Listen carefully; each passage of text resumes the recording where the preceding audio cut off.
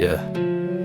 Tutulub vahimədən nitq bugün dil bu səhər. Bəzəyib abşər onu qanlı qərənfil bu səhər. Bakı fəryad eləyir gözdən axır sel bu səhər. Gəmilər nalə çəkir ərşə çıxır zil bu səhər. Öz qızıl ordumuzun yurdumuza qəstinə bax. Üstümə tank yeridən fitnəkarın şəstinə bax. Gözü qanımla xumar düşmənimin məstinə bax. Qara bayraqlarımın cərgəsinə dəstinə bax. Öldü gənc öldü uşaq öldü gəlin qızlarımız. Ölmədi şanlı şəhid oldu necə yüzlərimiz. Bu saat kərbi bəla düzləridir düzlərimiz. Necə qan ağlamasın üzlərimiz gözlərimiz. Kim görüb böyle mərasim ola milyonlar ilə. Bakı insan axınıyla dola milyoner ilə. Salına şanlı şəhidlər yola milyonlar ilə. Analarla bacılar saç yola milyonlar ilə.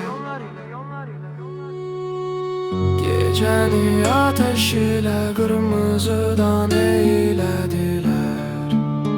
Xalqımı, millətimi güllə baran eylədilər. Gecəni ateş ilə qırmızıdan eylədilər. Xalqımı, millətimi güllə baran eylədilər. Gecəni ateş ilə qırmızıdan eylədilər. Xalqımı, millətimi güllə baran eylədilər. Gecəni ateş ilə qırmızıdan eylədilər. Xalqımı, millətimi güllə baran eylədilər.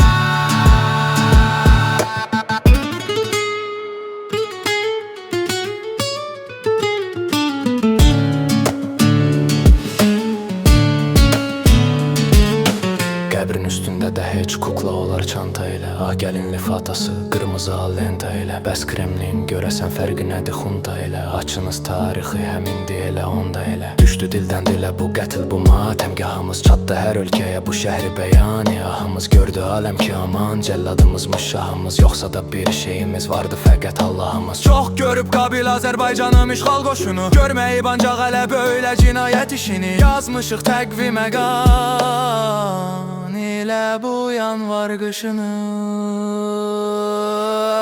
Gecəni